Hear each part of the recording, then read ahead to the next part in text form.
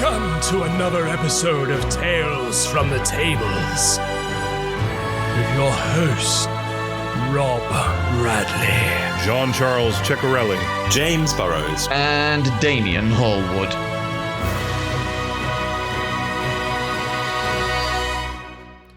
Hello everyone, and welcome back to Tales from the Tables, a Rolldark podcast, episode 50.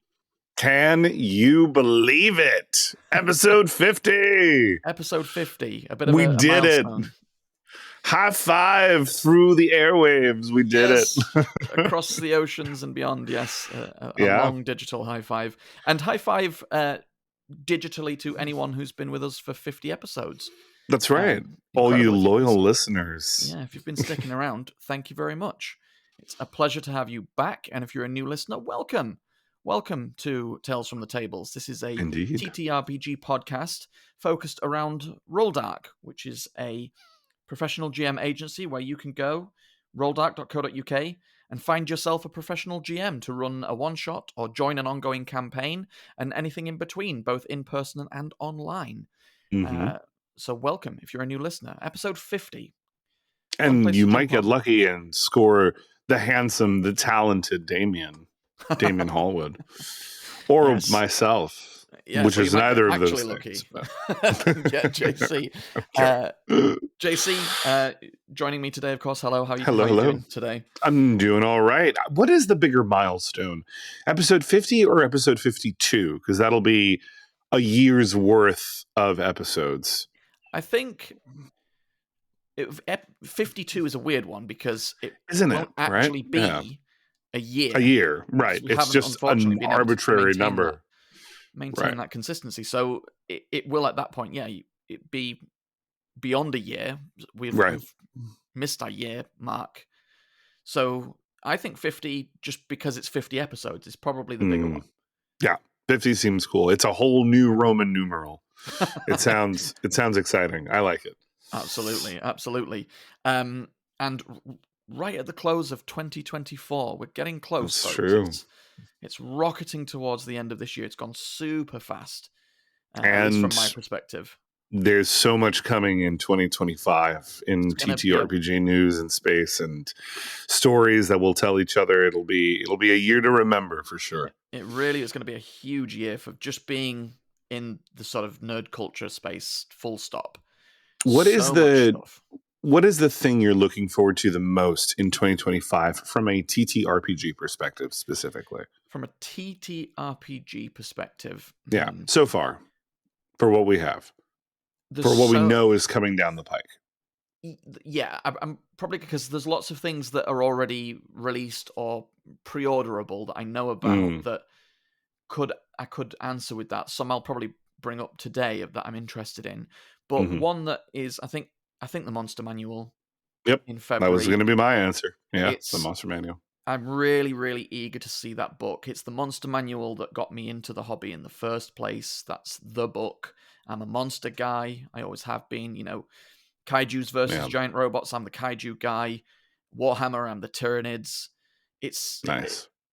Grew up watching Ray Harryhausen and Stan Winston and Rick Baker and all these absolute legends in monster making. So I'm a monster guy through and through. So very much looking forward to see that book.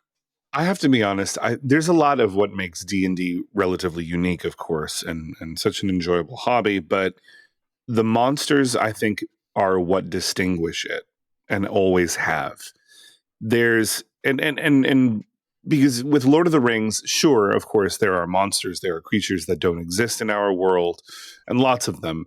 But the equivalencies have been kind of spread throughout many other fantasy series. You pick up any book, you'll find mentions of a dragon or an orc or a troll or something to that nature. But likewise, the same way you said the monsters got you into the hobby, Damien, I think that's what D&D was for me. Just to discover that it was so much fun imagining what could be in the dungeon. What could these players encounter that they've never encountered before? What are the strange creatures that populate the forests and the cities and everything in between?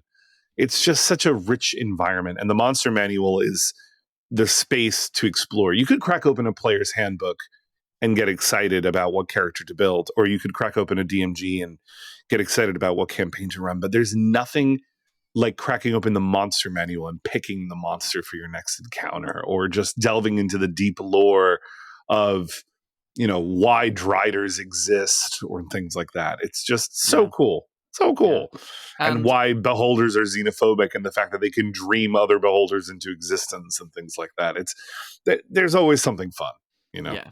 And monsters, as much so, if not more so than magic items and things like that, can be the basis for an adventure or an entire campaign. Just one monster. You just read that one bit of lore about that monster, or one quirky thing that it does, like the ability to dream others into existence for beholders has given me an idea for a whole campaign with a beholder as a sort of core villain, just from that one feature.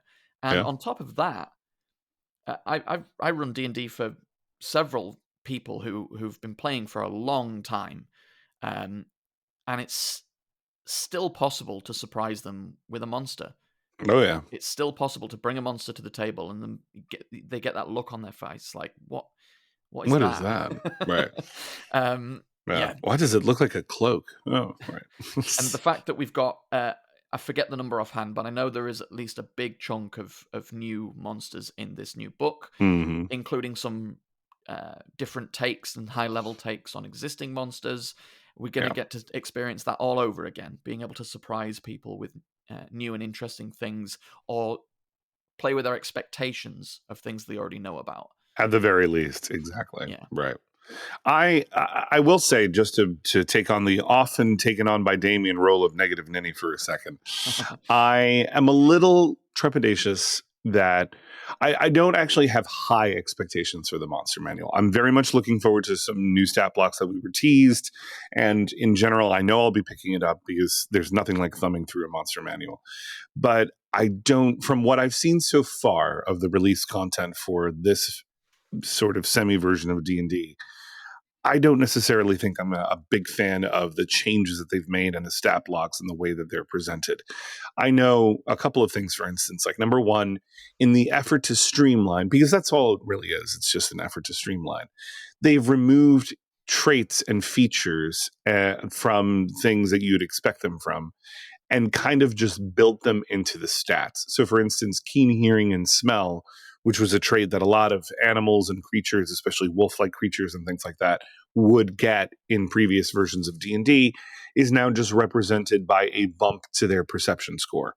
So, sure, they have a chance of consistently doing better in perception rolls, but there's something to it that kind of feels missing for me. Like, I like the idea of them acknowledging that a wolf should have keen smell and hearing because it's a wolf, or similar traits. I know something with the bugbear, I think, that was being discussed, because that was one of the other stat blocks that was released through one of those like side adventures on D&D Beyond recently, and the bugbear's brute trait, I think, has been removed from the stat block, but it just leaves the weapon damage. So sure, that was there beforehand, but there was an understanding to those mechanics that we're now lacking, which is kind of sad that we don't have that. Like, how come the bugbear wields a mace and deals 2d8 instead of 1d8? Oh, it's because of its brute trait. It says it. It has a particular style of play where it swings weapons really effectively. But now it just lives in the stat block, and you may never know why. And so people like Mr. Rex on YouTube, who's like, what the monster manual doesn't tell you about the bugbear, is now going to be a lot more popular, because there's a lot of stuff that isn't getting explained directly. The thing, I agree. I'm stepping into this cautiously optimistic. The one thing I've seen that's concerned me, I took a look at they released a stat block for the legendary green dragon. Mm-hmm. Oh, right. Yeah, that's the other problem. Several fairly key changes to that. Yeah. Some of them I'm perfectly fine with. Like, for example, it's consolidated its bite and claw attacks into just rend. So you can effectively describe that in whichever way you want. It just rends you with whichever bit of its body it's attacking. And rather than have one attack that deals poison damage and one that doesn't, rend just deals poison damage flat. So Right. it can On top of fair the amount- slashing or whatever yeah, it might be. it can put out a fair amount of damage. It's got extra hit points. But the one thing that I'm nervous about, and nothing in this particular stat block was too worrying, but it's the concept of it. They've taken out legendary actions, it seems, Yeah. and replaced them with reactions. Mm-hmm. And the reactions from reading the stat block work basically the same way. They still get a certain number more than most creatures and players per round. And Right. I think they can still only use one at a time rather than just keep using the same one over and over again. However, my concern with it, I can see why they've done it, because it consolidates one thing, which is an extra resource, into something that already exists in the core rules. So I get that. My concern with it is that I hope in these 400 odd monsters, the ones that have reactions that are based on legendary actions, have been very carefully designed to make sure that those reactions are A, something that will likely occur in a fight against that monster, and B, not something that is easily avoided. Right. Because the difference being, of course, that with a legendary action, its only stipulation was that it had to happen at the end of another player's turn or another creature's turn. Right. Otherwise, it was aside from not being able to use the same one twice in a row, it was unrestricted. Whereas in this case, now it has to have a trigger. Correct. In A order specific to use trigger. a specific trigger. So if the stat block There's is also carefully designed, yeah, there's a world in which players could either not encounter or deliberately avoid certain attacks by just not triggering that reaction. correct. And there's also a fair amount to consider that a lot of abilities specifically say a creature hit or that suffers this ability can't take reactions.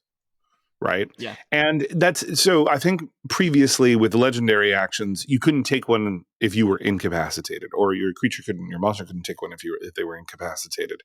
But there are many abilities that don't incapacitate, but they do specifically strip reactions, but still at least gave options for legendary actions. I can't think of any off the top of my head, but there are plenty of abilities out there that say, oh, and they can't take reactions until the start of their next turn, right?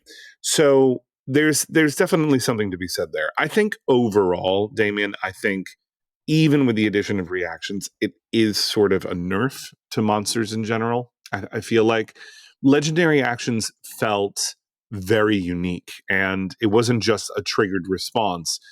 When a player identifies that they're suddenly doing something, I'm like, okay, hold on, it's not quite your turn yet. Everyone's like, oh no, it's got a legendary action, it's a legendary monster.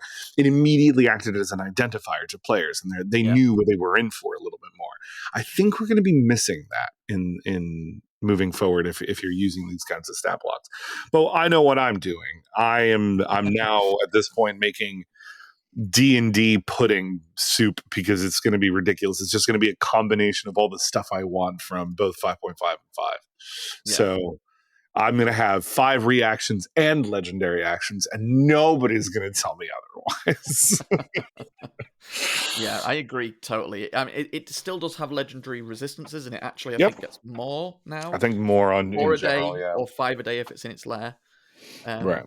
So that's an interesting. Yeah, at least with the green dragon, right? Yeah. Yeah. It doesn't. I don't seem know. to have lair actions either, unless that's just not part of the page. Stat block itself. That might be in the description in like I'm hoping so. Flavor text, like it was previously. I don't know. Well, we'll see. I think there's. Listen, I get the call to streamline. I get the idea that we want to make things more accessible for the DM to have them just simply roll and keep the action and the story flowing. But there's a rich tradition, a 50-long-year tradition at this point in D&D, of the DMs doing their own legwork and researching monsters and figuring out how they work beforehand anyway. And I don't think that has to go away. I think there's a lot that we've lost between 3.5 and 4 and into 5. And now that we're losing even more going from 5 to 5.5 or whatever we want to call it, 2024 rules. It's kind of sad. It's kind of a shame. There's so many cool bits and lore that exist for all these things that you might never know just looking at a stat block and picking it up at random and throwing it at your players. But it's not like that information isn't available out there. You can always go back and look at old stat blocks and figure out how they work and why they work and why certain things are the way they are. Like mind flayers, for instance, have long since been my favorite D&D monster. Closely followed by dragons, but that's just because I love dragons. But mind flayers are these just unknowable, strangely alien thing you don't expect in a fantasy setting that are truly terrifying, but in a accessible way. And they immediately reminded me of Mass Effect when I started playing. They reminded me of the Reapers in the sense of scale. So I will always love it. And there's so much that you don't know from reading a monster manual entry on a mind flayer that you can learn by looking at previous editions. So yeah, absolutely. I don't know what's the title for this episode. Love for monsters, monster love, monster mash. Who knows? Something like that. We'll figure it out. You'll see. You'll be able to tell, dear listener. That's right. You already know, dear listener. You already know. Yeah. So that's what I'm looking forward to most. I think is getting hold of that book and hopefully not being deeply disappointed. But then again, as you've already pointed out, JC, we can just take what we like and add it. Right. Take what we don't like and make it our own. And make it our own. I'm pretty sure I do that with 90% of the stat blocks I use anyway. There's always something I add or tweak. And if it's not health or AC, which is the most basic of the stuff, it's something that I let them do as a bonus action or I give them an extra thing for a multi-attack. And normally, I'm going to be honest, and hey, Damien, feel free to tell me I'm a horrible DM and I shouldn't be doing this. Most of the time, I give monsters more abilities. I do buff them in a sense. Yeah. And it's not out of a feeling of needing to challenge my players more or even anything like that. It's actually just to make them more interesting and a little bit more of a threat. And if it means that I have to add one less or two less cannon fodder monsters, but I can have something that does a little bit more interesting and is more of the focus of the fight, I'd prefer that in my games. So I do often give them stuff. Oh, and I know what I was going to say about legendary actions. I almost always depends on the monsters, to be fair, but for a legendary creature, especially a legendary humanoid, I almost always have a one legendary action ability that allows them to move. And sometimes move without provoking opportunity attacks. It's built into a lot of stat blocks, but not obviously all of them. And that's just a big thing. That should be something that should be a default legendary action. Kind of in the same way that like you have the ability to dash, disengage, or dodge as an action on your turn, right? Or as a rogues can do as a cunning action on their turn. I think that move should just be an option on top of, and also you can get these other ones, just so that they have a little bit more mobility and the battlefield can get a little bit more interesting if they can move, if they're not like restrained or something. So that's my hot take. Nice. I'm sure there's people listening right now being like, oh God, I hope I'm never in one of his games. Yeah, I mean, I totally agree. I love adding more utility to monsters. It makes them more fun to fight rather than just standing in the same 2 5-foot squares. Exactly.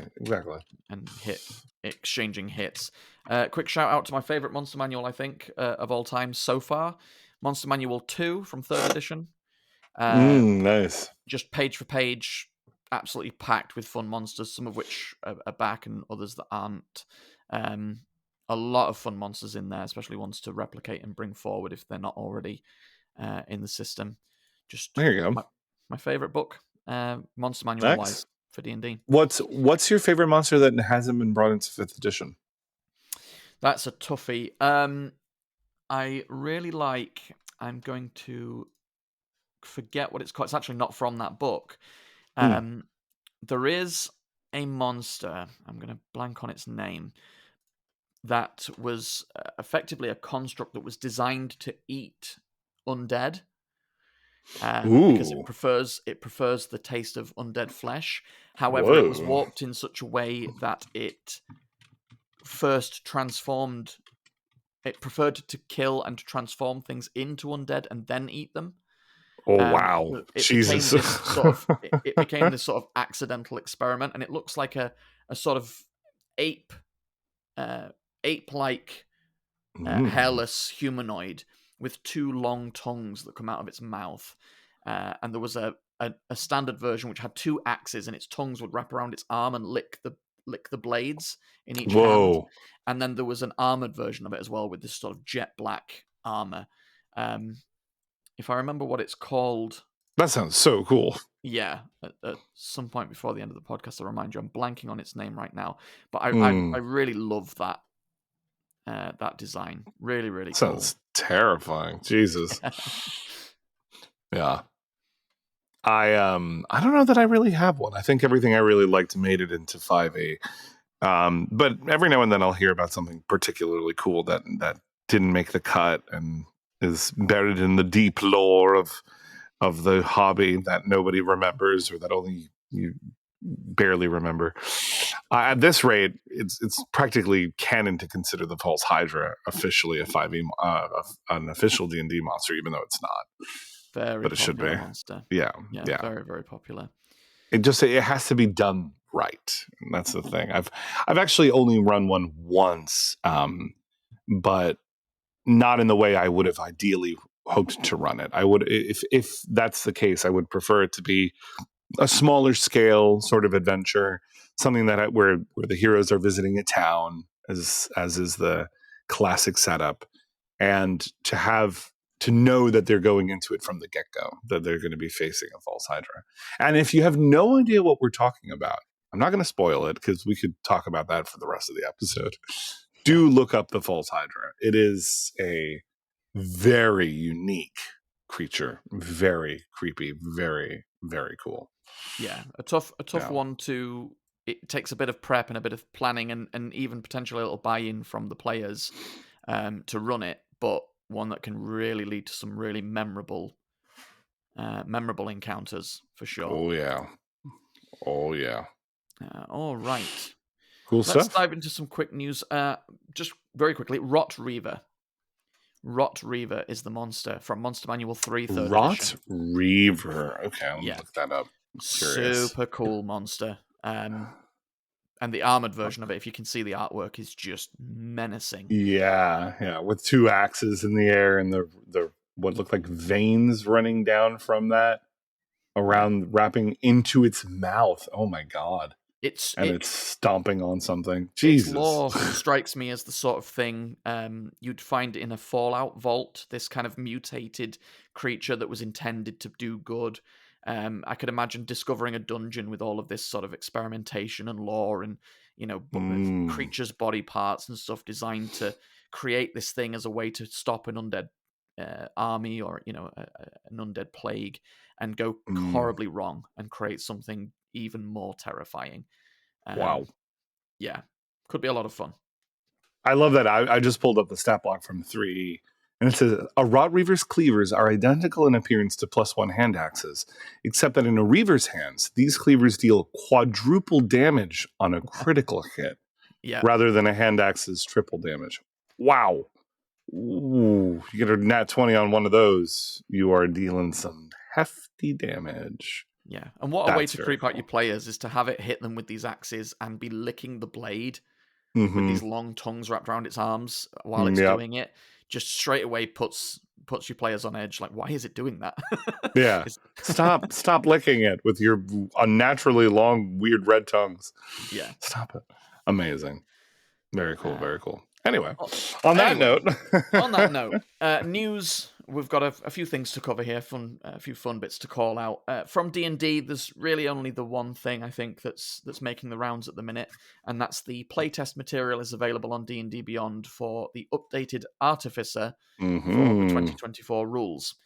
I haven't been able to dive into it in depth, but from what I'm hearing, the sort of intent is to make it more streamlined, which is to be expected.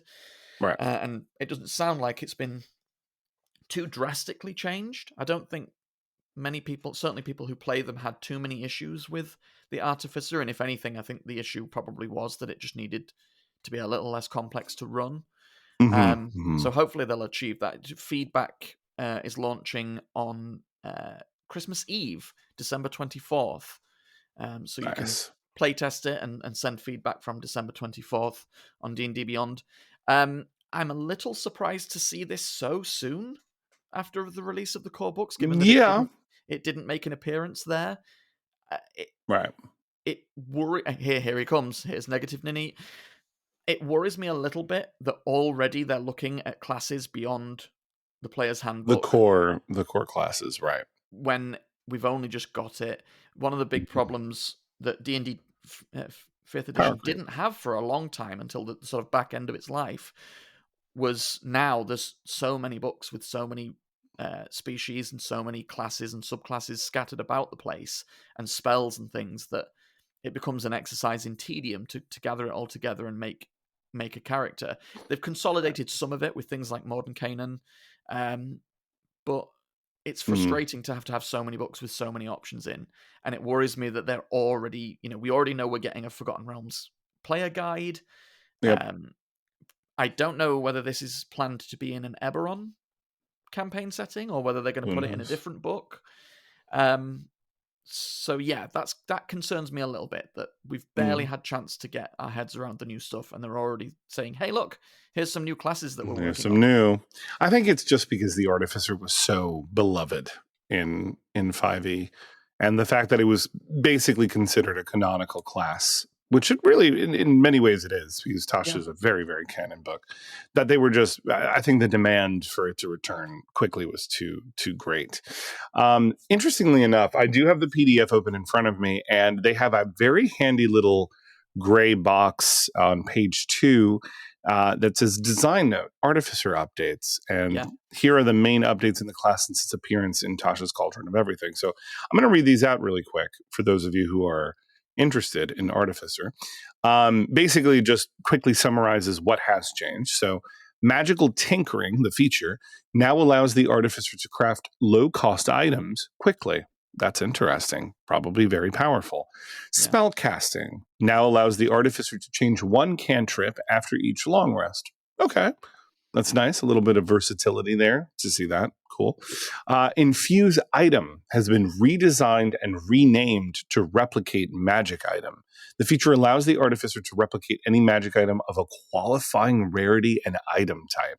Now, Infuse Item was always really powerful. All the infusions were pretty much like invocations for warlocks, but they even came out more often considering you could give them to party members. And so that was always kind of the bread and butter of Artificer.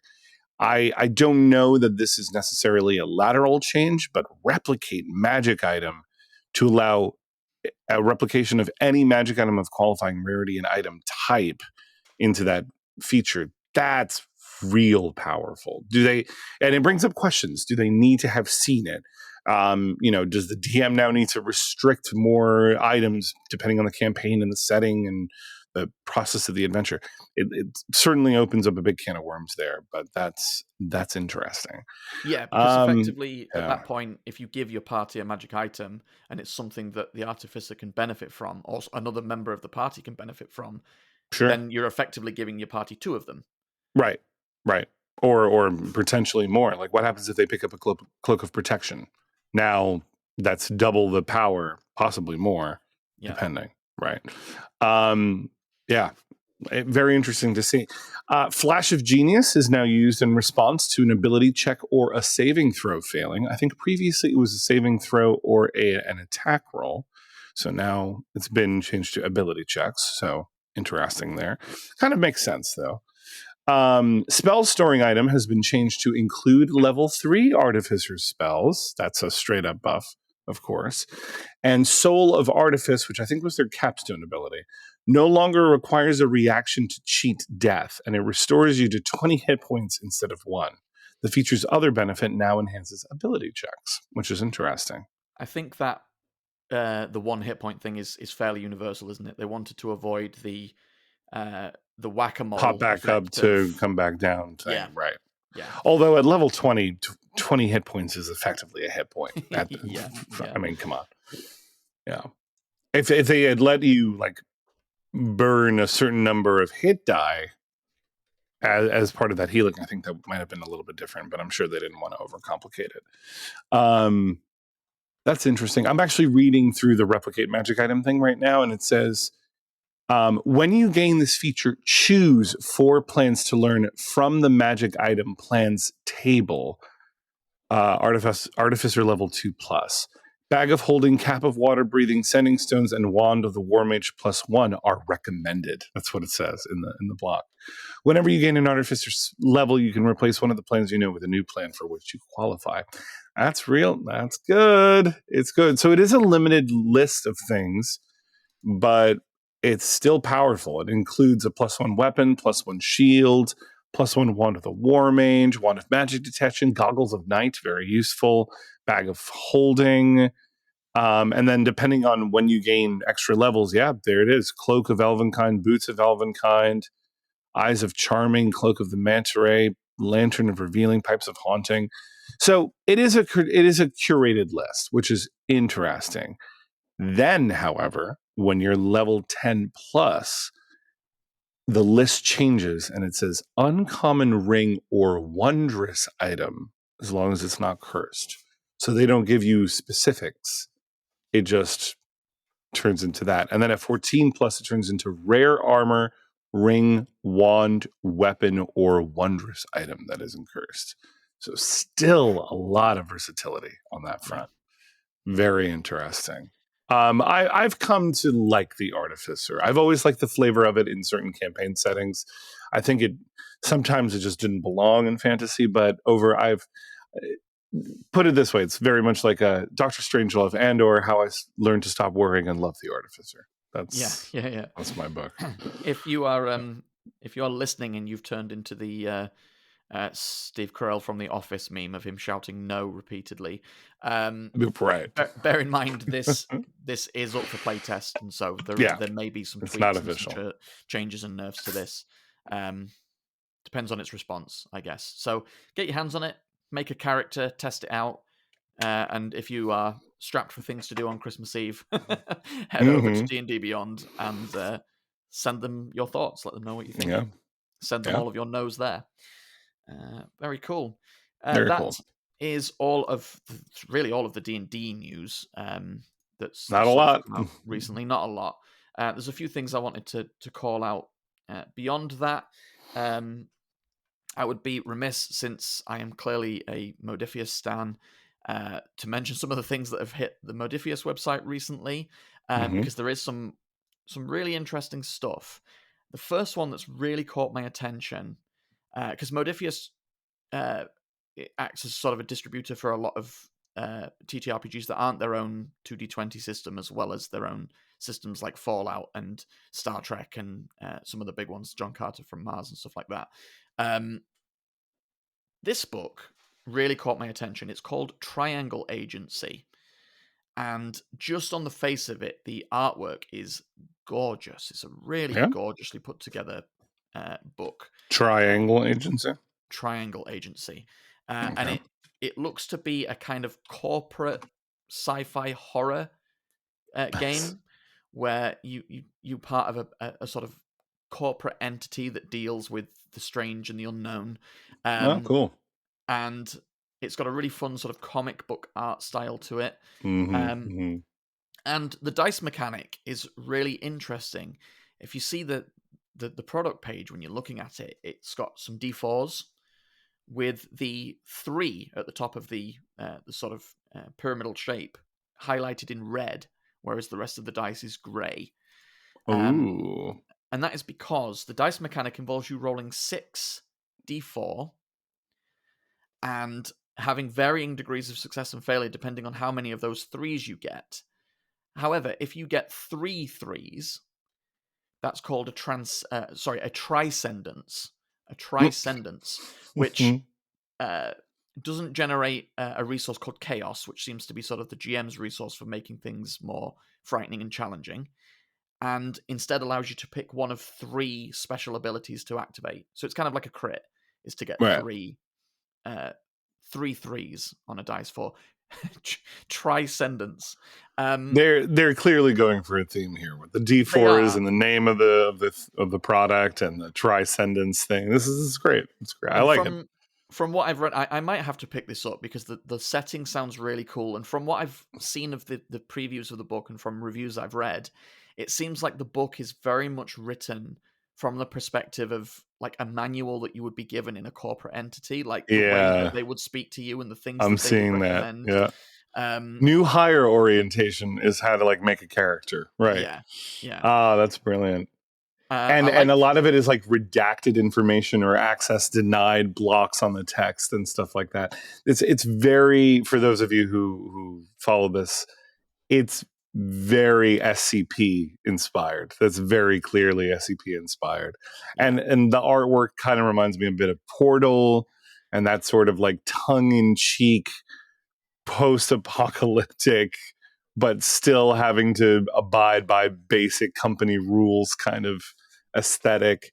If you watch that show on Netflix that I felt like was cheapened out and should have gotten a lot more than it deserved. What was it called? It was basically about the deep state and how like all the conspiracies are true, but it was a comedy, of course. It was a cartoon. Can't remember the name of it right now, but it was really good. I get that feeling from this too. So Absolutely. It feels very tongue in cheek. While it does look very tongue in cheek, I would be wrong to not point out that there is a fairly significant disclaimer about the horror themes that are contained within the book on its product page, and I won't go down the list of potentially triggering topics, but it is a sizable list. So this is a through and through horror game and is meant for adult play. So just keep an eye, both from the perspective of if you want to run this game and you're getting some players together, make sure you go through that with them. And if you have any particular sort of horror genre things that you'd rather not deal with, just note that there is a big list of what is contained within this book. It looks very comic booky, but it is at its heart an adult horror story. So just keep that in mind. Sure. There's a special edition that comes in a briefcase with the core rule book, the mission book, a notepad, and dice, which is very pretty. I'm sorely tempted to look at getting that somewhere. I love the theme. I love horror. I love interesting, fun dice mechanics that I've not seen before. And show me a set of custom dice with one of the numbers highlighted like that, and I just instantly straight away get a little tingle up the spine. Like, it does something to you. I want to. So if you get a briefcase-shaped package under your Christmas tree this year, Damien, we know what it's going to be. Got it. You get to modify some of your rolls as well with what's called quality assurance points that you can spend. God, I swear to God. And this seems like a waking nightmare that I would love to play. Like that's what it is. Yeah. It reminds me way too much of having a real job. And the negative resource, aside from chaos, is burnout. So you get burnout points that can affect. Oh my God, of course. Oh my goodness. It's great. It's so brilliant. It's got this beautiful red and blue kind of, or red and purple, red and blue sort of aesthetic to everything. And as soon as I saw this, I was like, I really hope this sounds fun to play, because from just looking at it and reading the synopsis, I'm really interested. And it does look like it's quite simple, but fun to play. So keep an ear to the ground. I may end up giving a thoughts on this at some point. Yeah, honestly, it seems really cool. So check it out. Amazing. Triangle Agency, Modifius, producing it in the UK, and designed by Sean Ireland. Very nice. They've also at Modifius got another new system called Doom Song, which is a fantasy setting. Sounds a little more traditional. It says, within this tome, a grim world of medieval horror awaits. Players will find themselves navigating a land poised between between two extremes, the ecclesiarchy's justice and order on one side, and the silken allure of heresy on the other. It's do like a little heresy. Yeah, it's got a sort of a cool sort of black and white sort of pen and ink art style. I'm trying to think of what this reminds me of, the art style of it. It's kind of grim fairy tale-esque. It almost looks like a grim fairy tale book in the artwork. Another Very new cool. dice mechanic. It doesn't go too much into it, but it says that in order to create your character, you roll a certain number of d6s and flip a coin Oh, nice. to create your character's full history and backstory, which is quite interesting. And one thing I really love, it seems like Modifius has only a limited number of physical copies of this book, which at the time of recording is £50 and still available. Wow, sounds... The PDF is a lot cheaper. One thing I really love about it is the book has a dust cover, and the dust cover is a GM screen. Nice. Which is a really cool little that design is great. feature to take the dust cover off, and it's got all the sort of GM screen rules on the inside of it. Perfect. So something a little darker, a little more fantasy. Doom Song, also available on Modifius. They reach out and they get a hold They of do some cool really stuff. really interesting stuff. Yeah, they really do. Two more call-outs here before we move on to Tales. One is, it looks like Cyberpunk Red's first full campaign, Hope Reborn, is coming to Roll20 and Demiplane. And from what I gather, if you buy one, you get both, because Roll20 acquired Demiplane earlier in the year. They still seem to be relatively separate entities right now, although I think that's expected to change with some convergence coming down the line. But yeah, it's nice to be able to, if you want to run it as on a VTT. I've not had a chance to actually run Cyberpunk before, but it's one that it's on the list to run it at some point, because it's a great world. It's very dark. Yeah. Sort of neon futurism, which doesn't sound all that futuristic anymore. No, it doesn't, does it? When it first was released. Not with all the cyber cars in existence right now. Yeah, I've seen people actually put in the logo of the IP of the franchise, the Cyberpunk franchise, put Cybertruck on the back of their trucks, like it's a little moniker. Like, we didn't know what it was, but people are like custom adding that decal or that detail, and I'm like, it's kind of cool. It feels like you're living in the future, right? But also screw those cars. Anyway, that's my personal opinion, my hot take. So I'm going to take a look at that. A full campaign setting, because it's a very deep, very, very deep world, Cyberpunk. It's had a lot of history, a lot of lore. So having a pre-baked campaign ready to go is always useful in a system as lore-heavy as that. Speaking of lore-heavy, true. Last one I want to call out, Warhammer 40,000. Nice. It has two role-playing games at the moment. I think it's only the two. It's got Wrath and Glory, which is the more sort of heroic play a Space Marine campaign. Save the galaxy from Xenos and heretic scum. And don't forget about the mutant as well. Purge them. And then there's obviously Imperium Maledictum as well. And both, which is more the inquisitorial side of things, like playing inquisitors and being more on that side of things. That's more me. Yes, yes, please and thank you. Well, I like both, but they've speaking my language for Wrath and Glory, at least, because I mentioned earlier I'm a monster guy. I mentioned earlier that it was Tyranids that got me into Warhammer,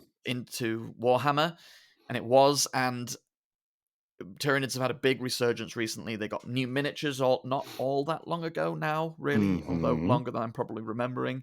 And we, of course, had Space Marine 2 very recently, which was Tyranid focused. Yeah, and for sure.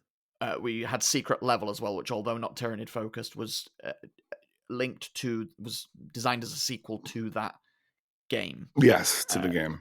So that included the characters like Titus. They've released a PDF called Purge the Swarm for Wrath and Glory, which is a Space Marine 2 focused sort of expansion supplement.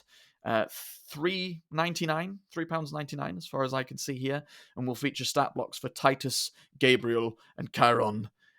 2 planets, Kadaku, which is a death world with terrifying invading Tyranids, and Avarax, an urban sprawl. It's a hive world, I think, as well as Tyranids. Tyranids have been notably absent from a lot of the core rulebooks recently. Oh, really? Yeah, I feel like they're the primary. I don't know, for some reason, I've always kind of considered them as the sort of default enemy of the setting. But I know that's not necessarily true, but because of chaos, right? I think is But I think so many other franchises have copied that formula with StarCraft being just a poor man's remake of the Warhammer universe and using the Swarm Zerg or whatever they're called. We just lost some listeners. Sorry. I know Hot. StarCraft is very popular. I'm a hot take mess today, apparently. Listen, but come on. Let's be honest with yourself. Clearly Warhammer started that whole thing, and then obviously Helldivers with that franchise. Like they're literally called Terminids. Like they're not even trying to disguise their love of it and their take of it. And this is coming from a non-Warhammer guy. So also, I was going to say the fact that like. You very casually were like, oh, okay, so we've got a couple of new PDFs, including 2 new worlds, one which is a death world, and I'm like, aren't they all death worlds? I don't know what that necessarily means, but it feels like no world in the Warhammer 40k universe is a safe haven of any kind. It feels like everything is terrible. Correct. But a death world is the sort of planet where the plants, animals, water, air, everything is designed to kill living beings. Like the plants will eat you. All of the animals will eat you. They're all predators. there's no prey animals. Christ. They're all predators. Just the worst of the worst, right? Yeah, a death world is a tough world to try and survive on. So yeah, fun and death like a death world and a hive world are 2 very big ones in the lore. A hive world being a mega urban sprawl, like a huge urban environment of just people stacked on top of people, into the infinite depths of wherever the building started. And of course, it getting darker and darker and grimier and more grittier, abhorrent and gritty the deeper you go. Sure. So city planets, basically. Not starting great at the top anyway. So yeah. This is really exciting for me. I haven't had a chance to run Wrath and Glory yet. Again, it's another one that is definitely on my list because I love 40k. And now having the chance to have stat blocks and everything for the Tyranids, including Gaunts, Warriors, and Carnifexes. Oh, yes, please. I might have to have a look at it. It's $3.99. What's the worst that could happen? I get some pretty artwork and never run it. Right. But yeah, I love Tyranids. Space Marine 2 is, of course, really hot right now, and as is the episode from Secret Level. A lot of people really loving that. So it's a cool episode. Could be really fun to dive into, and getting Titus himself. He's really making the rounds right now. Is our Titus? He's got a miniature now. He's got a video game. He's got a short TV series. The guy is. He was in the first one too, right? In the first Space Marine. He was in the first. Yeah, he was in the first Space Marine too. So he's becoming very much a poster boy for Space Marines and Ultramarines and Warhammer 40k, which is no bad thing. So yeah, you can check that out. Cubicle 7 makes these games. The other one I mentioned, Imperium Maledictum Inquisition, is getting 2 books next year. One of them a player's guide and one of them a GM's guide, planned for release in Q2 or Q3 of next year. Right. With the starter set for Imperium Maledictum coming out in Q1. So if you prefer your 40k a lot more inquisitorial, sort of seeking out heresy at its root, then that's the route for you. That's the book that you are. Speaking my language, that has the dangerous potential to lure me into the franchise, and I can't do it, Damien. You can't tell me about this stuff because I already spend way too much money on these hobbies. I can't get into 40k or any Warhammer. I can't. My wallet won't let me. It might not let you, but but it wants me. But it wants you. It's true. But anyway, good stuff. Anyway, so that's about it. That's just some cool thing. Not a huge amount of news, but a lot of cool games coming out. We live in a golden age of TTRPGs where pretty much anything you want to dive into is out there. And yet, sort of soapbox moment here, it seems rare for people to step outside of that D&D comfort zone. And I am here to tell you that ever since I have done it, certainly from a GM's perspective, it has been eye-opening. Really eye-opening. It's given me so much inspiration that can be funneled back into D&D. Yeah. Mechanics and ideas, advice, Monsters, honestly, yeah. settings, you name it.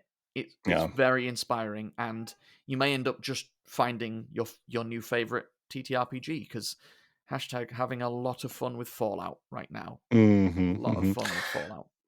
Yes, nice segue. Actually, I'm really eager to talk about something. So we're definitely getting back to Fallout for you, Damien. But I've had in recent this week in terms of a tale from the table to share, part of my Mistbound campaign, which if you've listened to the podcast before, if you haven't, this is set in the Ravenloft setting, which is for 5th edition D&D, as per the Van Richten's Guide to Ravenloft, but comes from a rich tradition from 2nd edition stuff. So it's like a tour of the domains of Dread, which are famous for being like Barovia and for Strahd, for those of you who are famous or familiar with Curse of Strahd.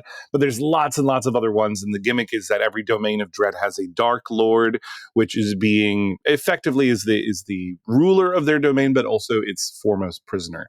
And right now, my party has just gone from the carnival setting, which is basically like this creepy haunted carnival, but the carnival has a cool twist in that it can transport itself between other domains of Dread, or domains of Dread, and has just arrived at this land of decadent illusion known as de Montelieu, or de Morlieu, if you're trying to be more specific about the pronunciation, where it's actually kind of like a Cinderella story. It's a bit of a spoiler, but the Dark Lord is this duchess who has the origins very much in a Cinderella story. She thought she grew up poor, and she tried to win the heart of the Duke by attending the masquerade ball, and she had the help of a fairy godmother, but the clock struck midnight and things went awry. But it's like the dark twist on it. So instead of a happy ending, it of course all went sour, and now she exists in this realm. And that's all kind of just the background. But the cool thing I wanted to share was one of my players, has had in these domains of Dread a curse, or really what's called a dark gift.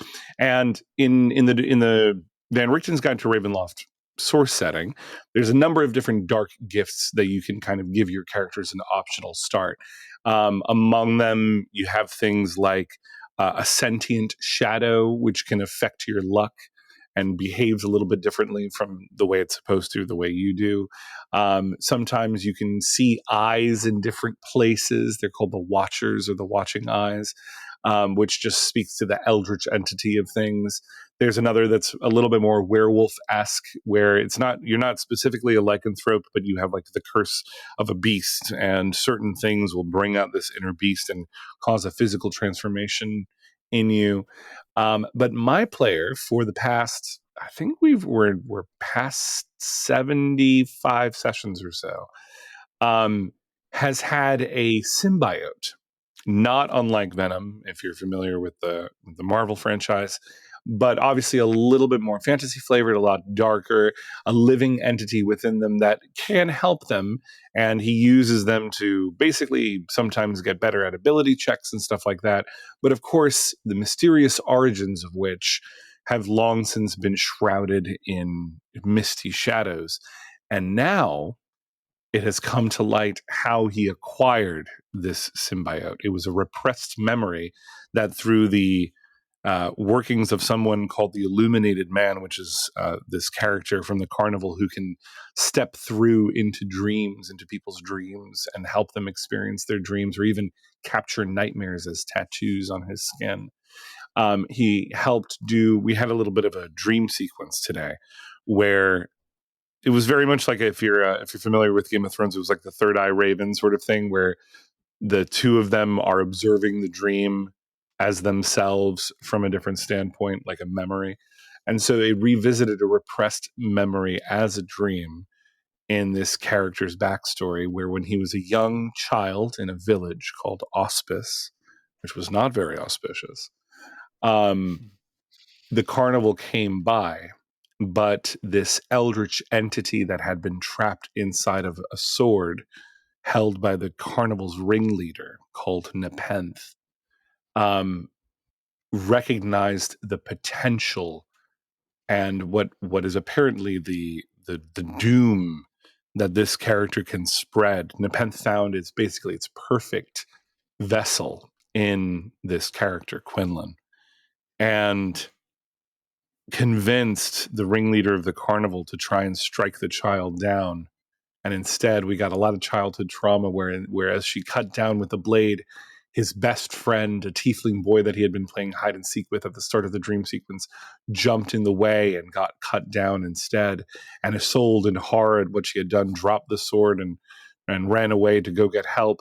But then the child picked up the sword, and Nepenthe, the entity living inside of it, started living in him effectively, like transferred at least a little bit of its essence into him, and obviously is now on its way to a dark, grand apotheosis. It also, at the time, because of Nepenthe's pure evil and chaotic nature, the boy was possessed and repressed the memory of slaughtering his entire village.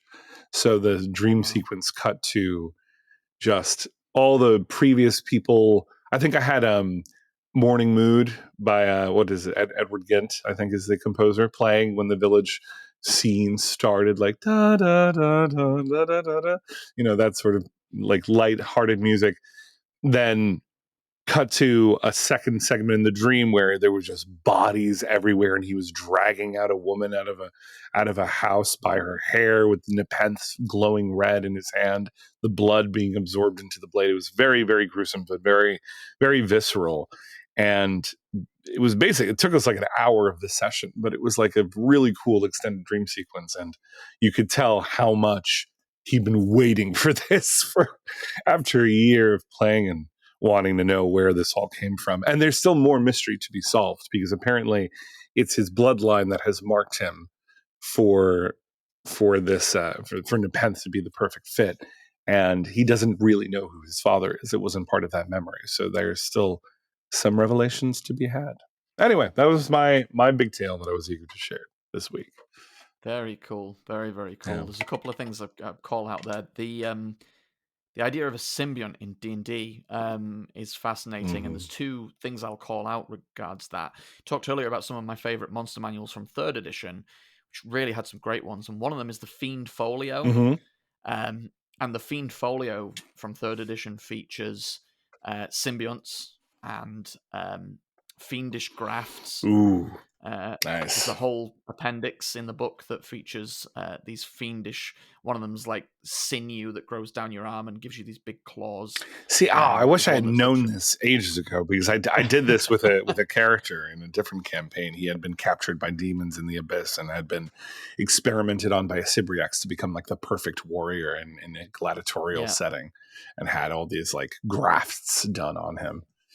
That's so cool. Yeah, there's one cool one called a Fiendish Familiar, and if from memory the artwork is a dude whose sort of pectoral muscle has this fiendish face stitched onto it, like cool. There's a face just in his chest. And then on top of that, something I've paid very close attention to at Kickstarter is Erevan's Guide to Death and Beyond, which, when that book comes out, features, it's more of an undead setting than a fiendish one, but it features apparently a whole mechanic for undead grafts, that you can take elements from some of the boss monsters that you fight and turn them into these grafts that you can That's use crazy as weapons. Yeah. So really cool idea to take that, like you say, that Venom-esque kind of theme and run with it. It's kind of like Warlock Patron, +1. Yes, exactly. Or a cursed item +1. Yeah, it's like a cursed item +1 for sure. Yeah. Very, very cool. And it comes with the nice thing about those dark gifts is that there's always a boon associated with them as well. So it can be detrimental, but there's usually, like, you want it because not only is it great flavor for you and you get to explore that, but there's also something that it mechanically helps you be better at or do. For instance, the symbiote, I think, gives him the Watchers one I was talking about, the fact that you could see eyes, or sometimes they like described as like animals that you see that others can't. You can influence those Watchers and help you have advantage for 1 hour on perception and insight checks, or not insight, sorry, investigation checks, which is great. So I have a player who uses that all the time as well. It's really cool. That is very cool. And that's the other thing. You mentioned, I think, sentient shadows and the idea of this sort of Watchers. Fallout. Perfect. It's kind of a nice segue here. On top of sort of the fun they're getting up to at the minute, they've just had a level up. And so with level up comes choosing perks. And if you know the Fallout video games, you know that when you level up, you get access to these perks. Some of them are very sort of utility and help you deal out damage or help you pick more complex locks. And some of them are utter chaos. Shout out to the Bloody Mess perk. Right. But one of the more popular ones, and one that one of our players has just taken, although it hasn't seen light in the session yet, is the Mysterious Stranger. Ooh, yeah, that's right. I remember that perk. Oh, wow. Okay. Yeah, if you don't know the Mysterious Stranger perk, what it basically does in the video game and in the TTRPG is at random, and there's a mechanic for it in the TTRPG, but in the video game, it's very much at random. You'll be in the middle of a fight, and randomly, a mysterious stranger in a fedora and a trench coat will turn up, deal an obscene amount of damage to something you're attacking, and then vanish just as quickly. And it just happens. You never know when it's going to happen. It'll just, in the middle of a slow-mo fight, you'll have this guy just appear in the shadows, shoot his ridiculous handgun that turns most things into mince, and then disappears.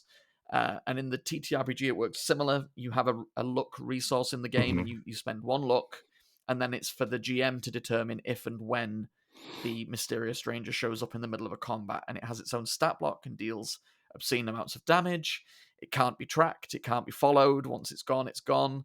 And I'm very much looking forward to seeing that show up in the game. What is the deep lore about the Mysterious Stranger? I'm just curious. I think one of the best things about him, correct me if I'm wrong, I know Fallout pretty well, but I'm not like deep lore.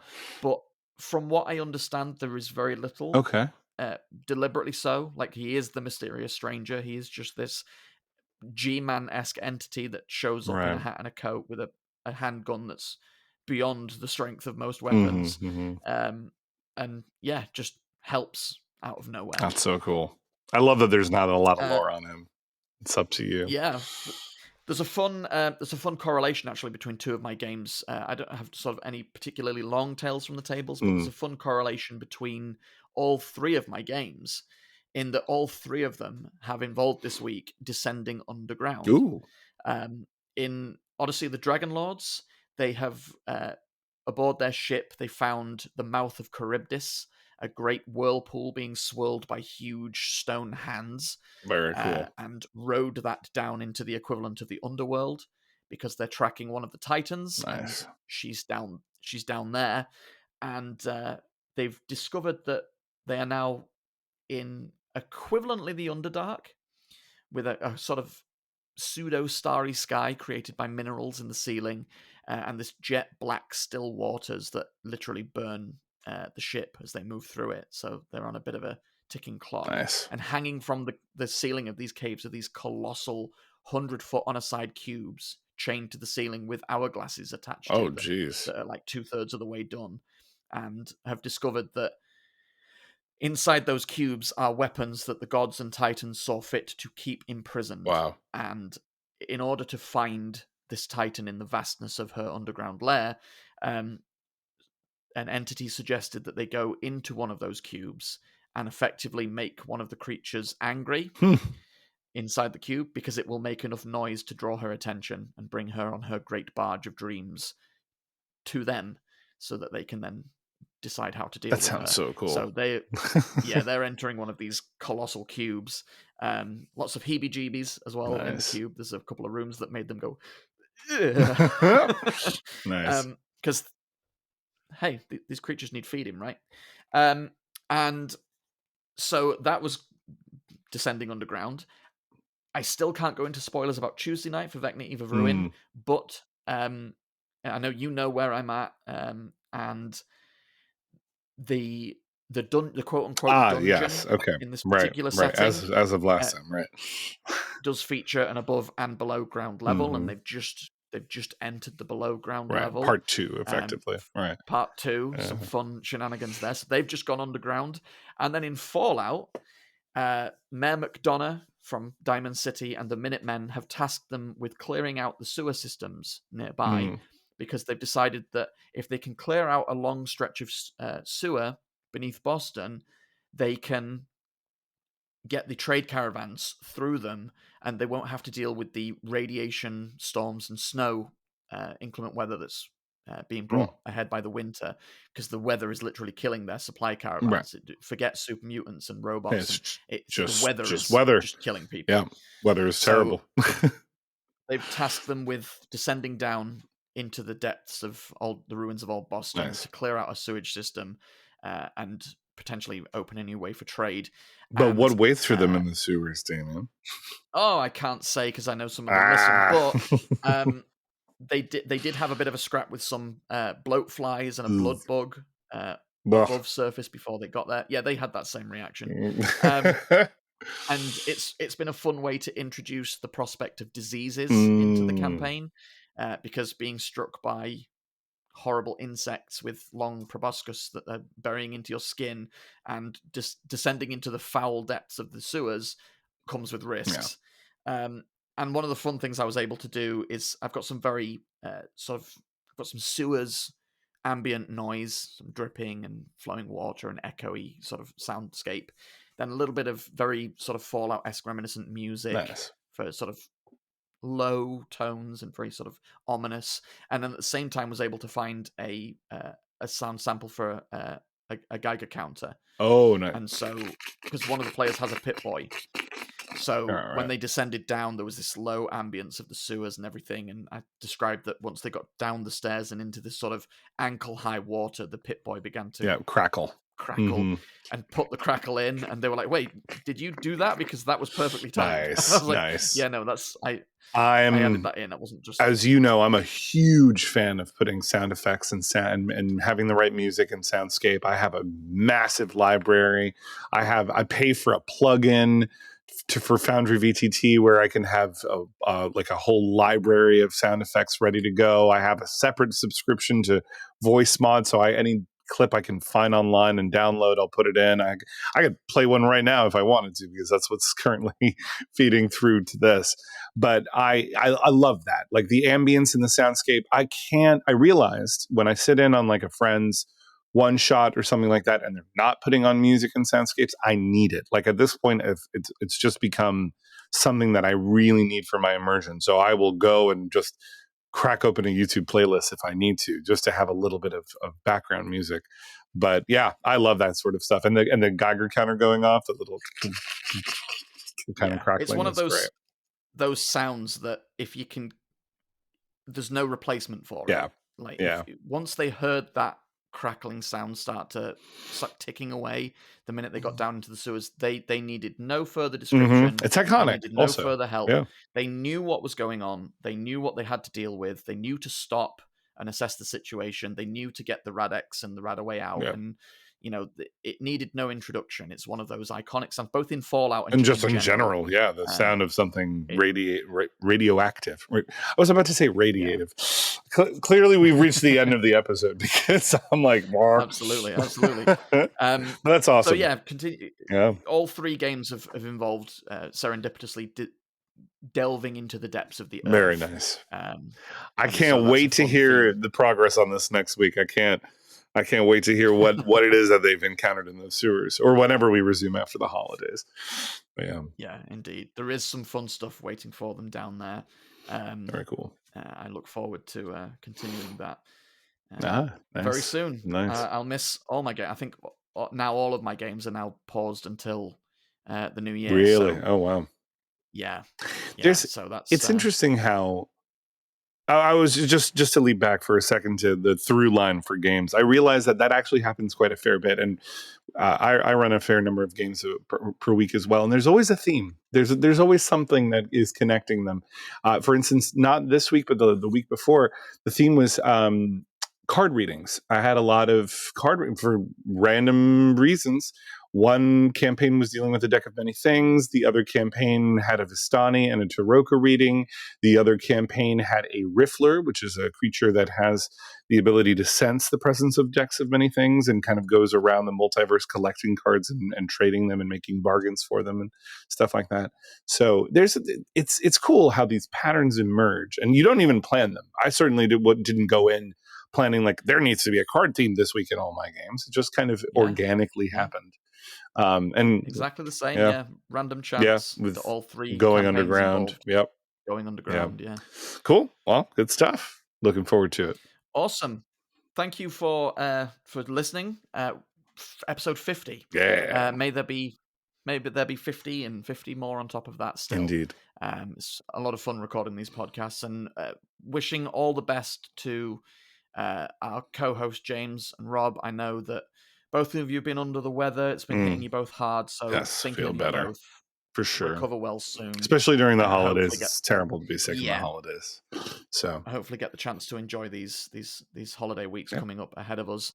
And forge forward into 2025 and all that has in store for us. And likewise for you listeners, if you don't hear from us again before then, enjoy the holidays, have a great one, and hopefully we'll see you and you'll hear us very soon. Indeed. Thanks, JC. Thank you. Bye-bye.